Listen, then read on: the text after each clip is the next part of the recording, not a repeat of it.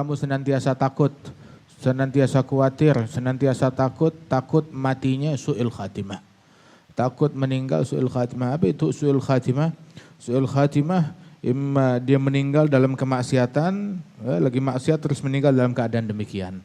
Walaupun dia orang yang beriman, itu satu. Tapi yang lebih parah dari itu adalah dia meninggal dalam keadaan imannya dicabut oleh Allah Ta'ala, meninggal tanpa iman.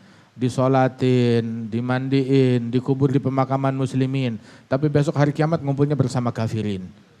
Enggak ada iman, dicabut imannya oleh Allah Ta'ala. Waliyadzubillah.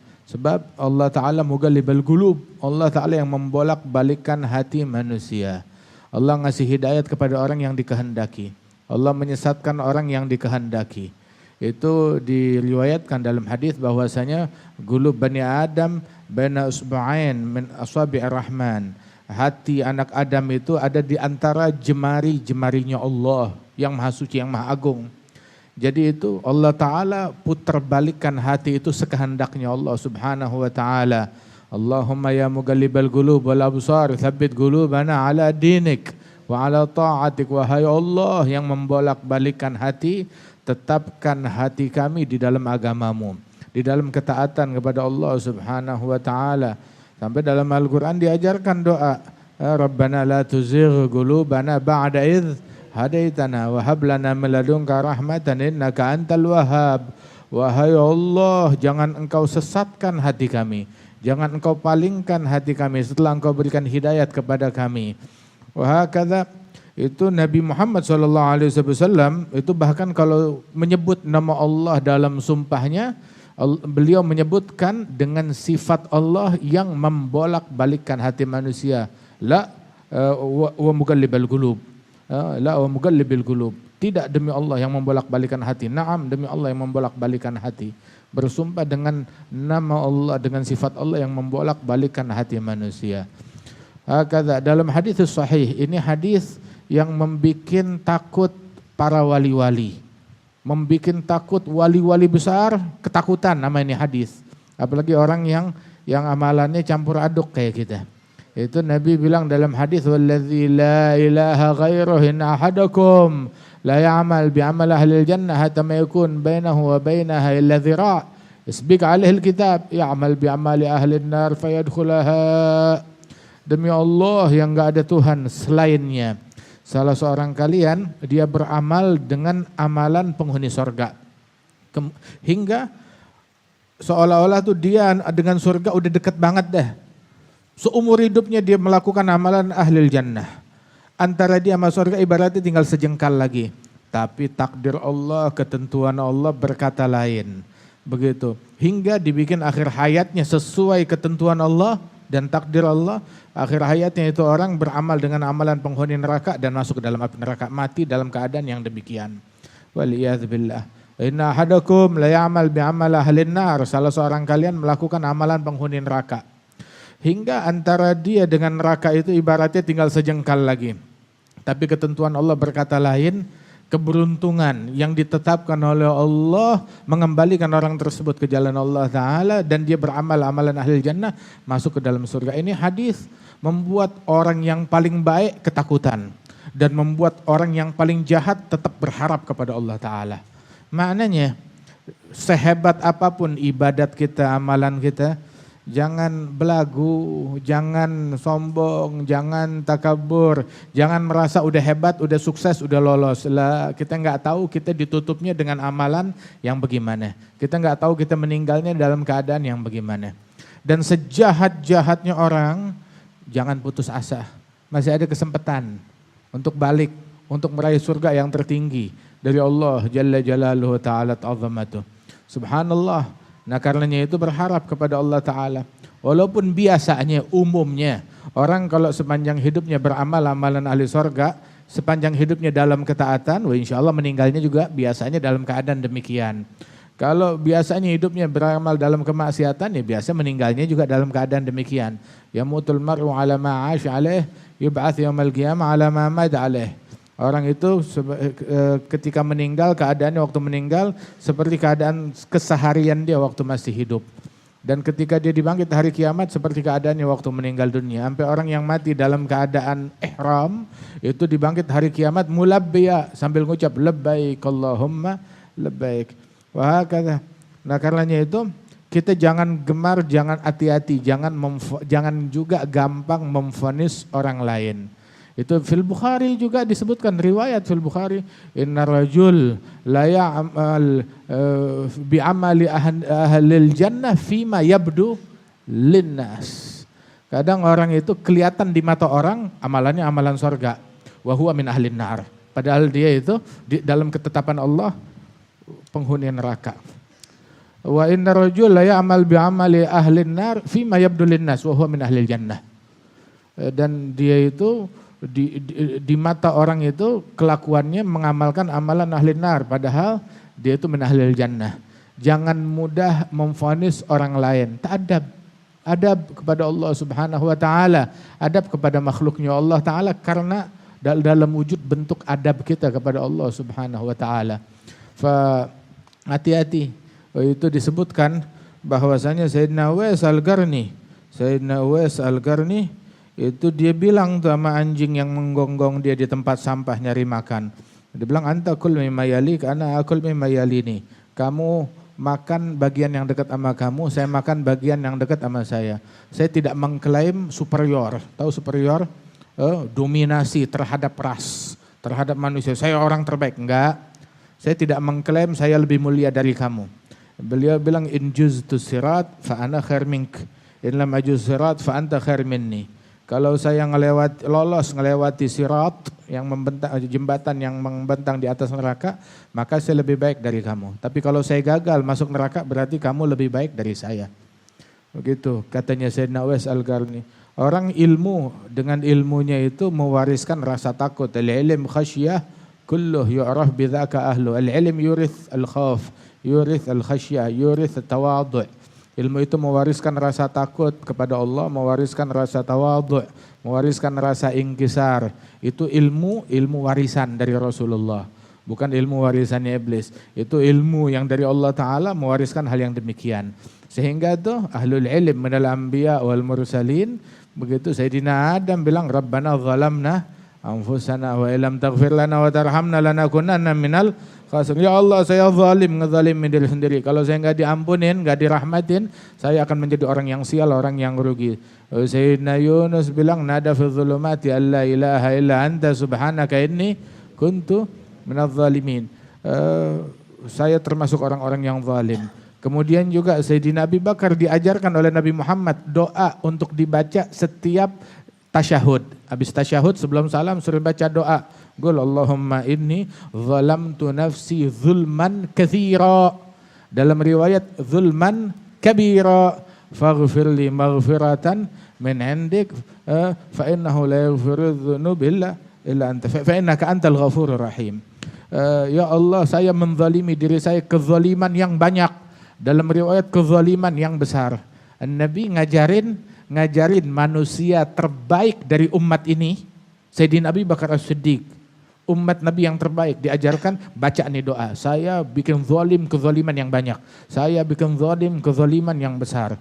Dan juga enggak ada yang bisa ngampunin dosa kecuali engkau, maka ampunkanlah aku ampunan darimu. Innaka antal ghafurur rahim. Sesungguhnya engkau Maha Pengampun, Maha Penyayang. Adapun kalau ilmu yang warisan syaitan, dia bakal berteori, dia bakal berceloteh, dia bakal bilang itu dia katakan bahwasanya ana khairu minhu khalaqtani min nar wa khalaqtahu min tin. Aku lebih baik dari dia, lebih baik dari fulan, lebih baik dari fulan. Begitu engkau ciptakan aku dari api, engkau ciptakan dia dari tanah.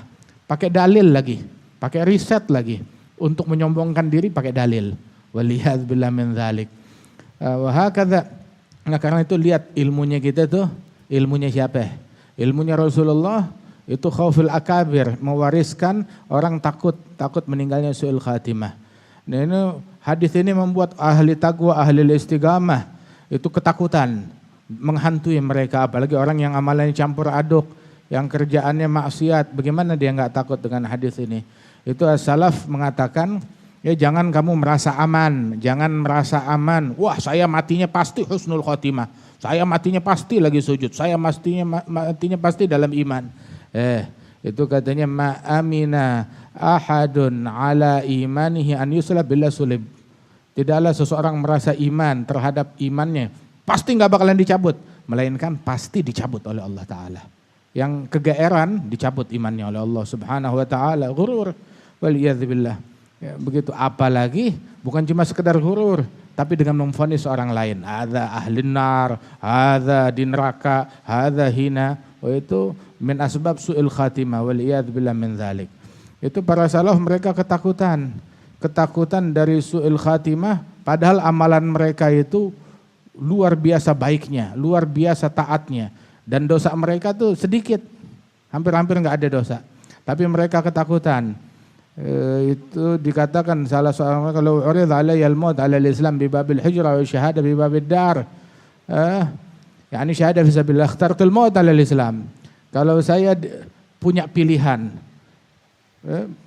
di pintu kamar kamu matinya dalam Islam, jalan dikit sampai ke pintu rumah mati syahid. Mati sebagai muslim sama mati syahid bedanya jauh kan? Di pintu kamar, jalan ke pintu kamar matinya dalam Islam. Jalan lagi sedikit 3-4 langkah sampai dari kamar ke pintu rumah berapa meter sih? Kan dikit dari kamar sampai pintu rumah. Jalan dikit matinya mati syahid. Mau pilih yang mana? Bilang saya mati di pintu kamar aja. Gitu, kehilangan kesempatan untuk mati syahid. Ya enggak apa-apa. Sebab saya enggak tahu dari pintu kamar ke pintu rumah ya, yang jaraknya cuma beberapa meter, saya enggak tahu. Takutnya tuh ada hal-hal yang bisa mengecoh saya hingga saya kehilangan la mati syahid wala mati Islam. La mati syahid wala mati Islam. Ya Allah biha, ya Allah biha, ya Allah bihusnil khatimah. Kata itu orang yang dapat husnul khatimah adalah orang yang takut kepada Allah Ta'ala. Itu salah seorang mereka bilang tuh, ya kalau saya meninggal dunia, kamu dalam keadaan sekarat, kamu duduk sini dekat kepala saya lihat. Kalau kamu lihat saya matinya dalam Islam, ambil semua yang saya punya harta, jual, beliin makanan, bagi-bagi. Kasih anak-anak kecil, biar pada girang.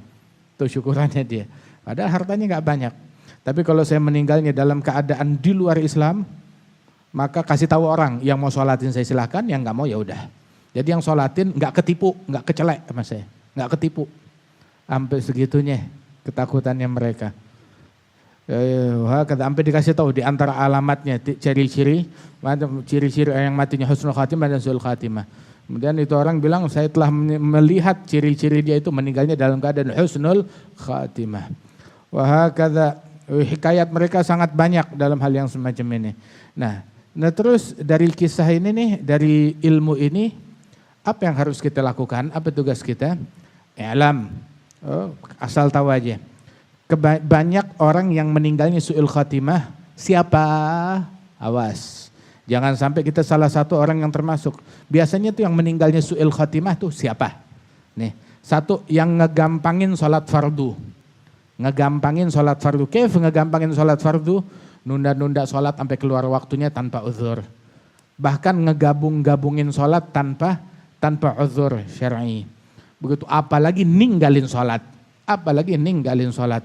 Itu kalau ulama bilang ninggalin sholat jamaah aja hadza yadul ala humgin jali au kufrin khafi.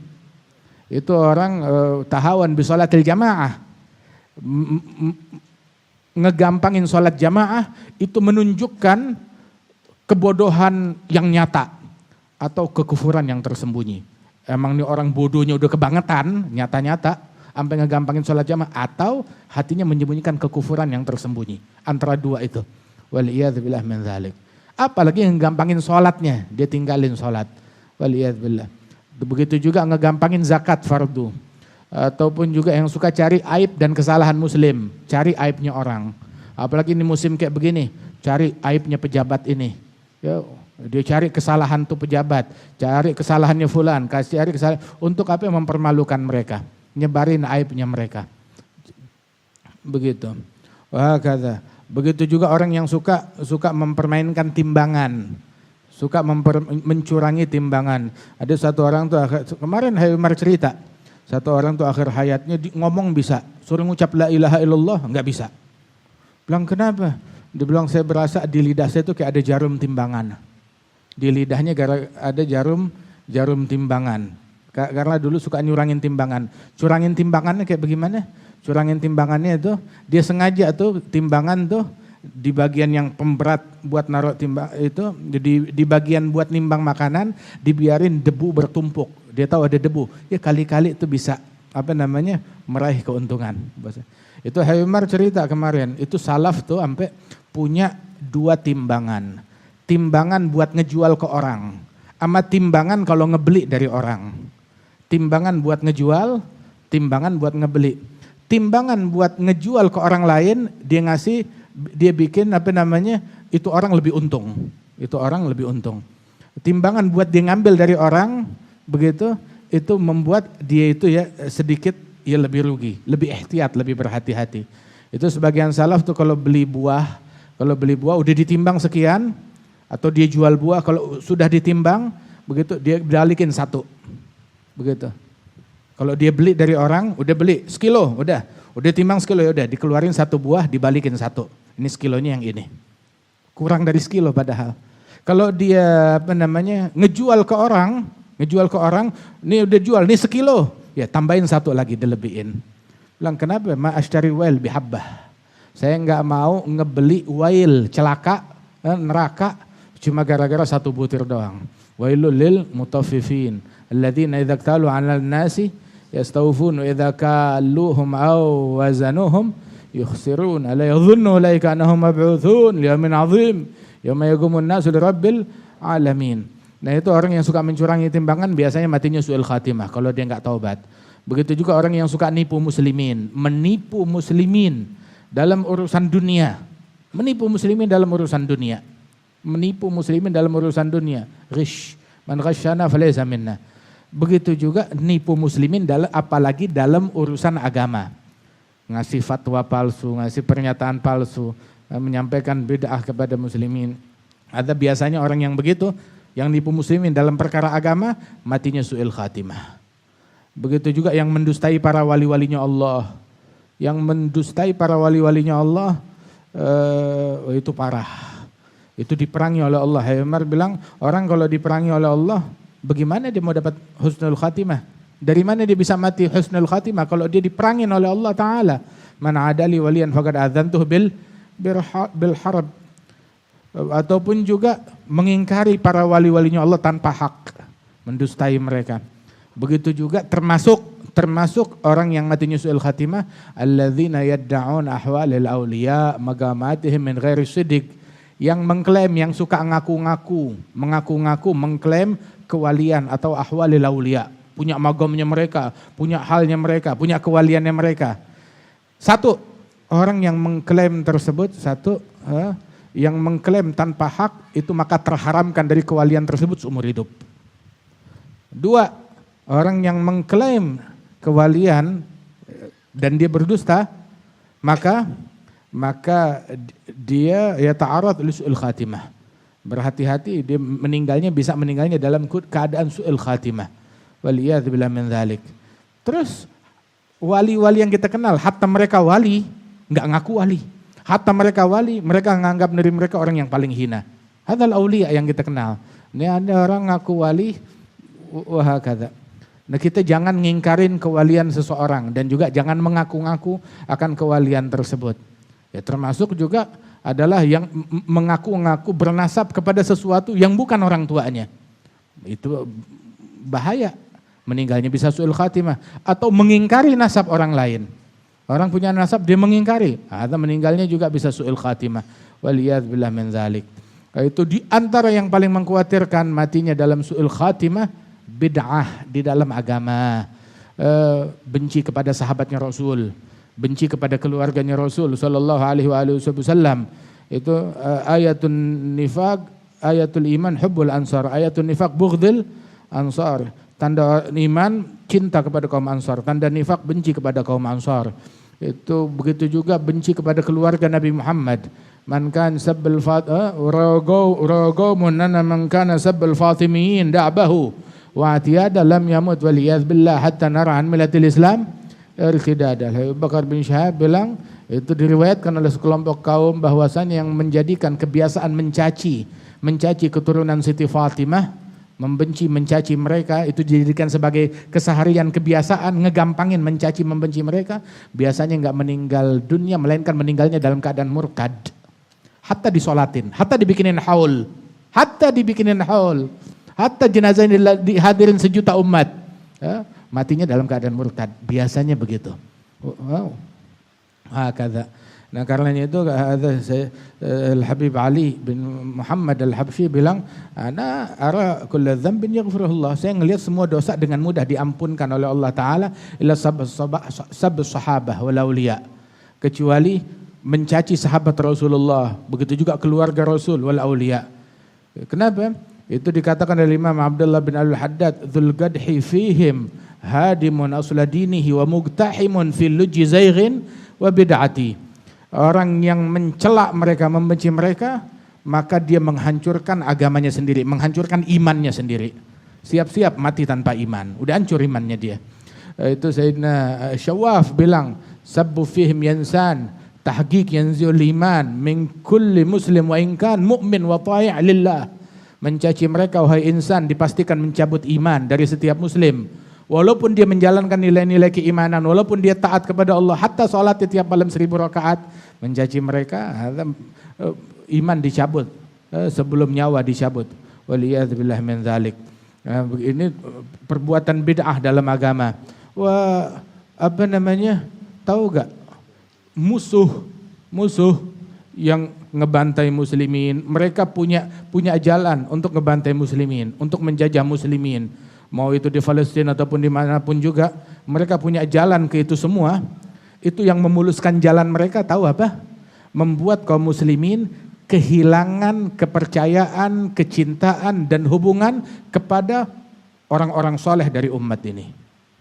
Sebab mereka tahu ketika umat Islam punya hubungan kuat, kecintaan dan penghormatan yang besar terhadap tokoh-tokoh umat ini, para sahabat, para ahlul bait, para aulia, para solihin, maka saat itu pertolongan Allah datang. Nah, biar pertolongan Allah nggak datang, biar nggak ditolong oleh Allah, dibikin tuh dirusak keyakinan umat terhadap para wali-walinya, kepada para sulahanya, kepada para sahabat, kepada para ahlul bait, itu yang dirusak terlebih dahulu. Jadi kalau udah begitu, mereka mau nembak siapa aja, nggak bakalan ditolong sama Allah. Kenapa? Mana mau Allah nolongin orang-orang macam begitu? Hadza fil hadis. Ketika disebutkan sekelompok kaum berperang, terus nggak datang pertolongan dari Allah, akhirnya dibilang hal fikum man ra'a Rasulullah.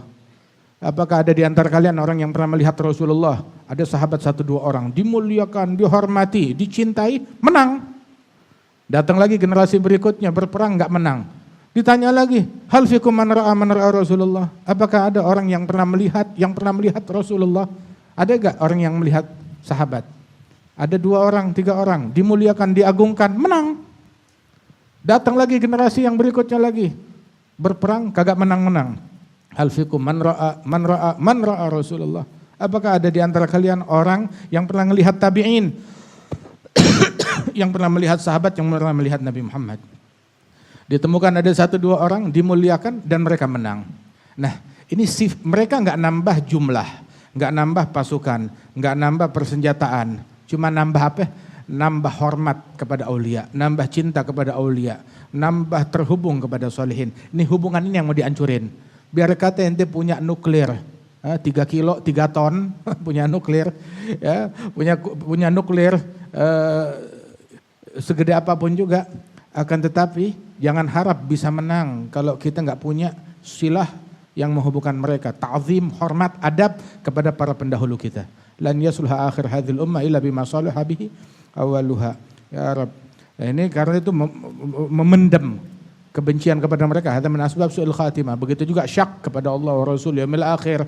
Falyahdharil mu'min min dzalika ghayatul hadzar. Insyaallah Allah Taala selamatkan kita dan dijadikan kita penyebab datangnya pertolongan Allah kepada mukminin, kepada muslimin. Apabila Allah Taala ingin memberikan pertolongan kepada umat, Allah Taala perbanyak di antara mereka itu orang-orang ahlul khusyuk, para pecinta aulia, para pecinta salihin.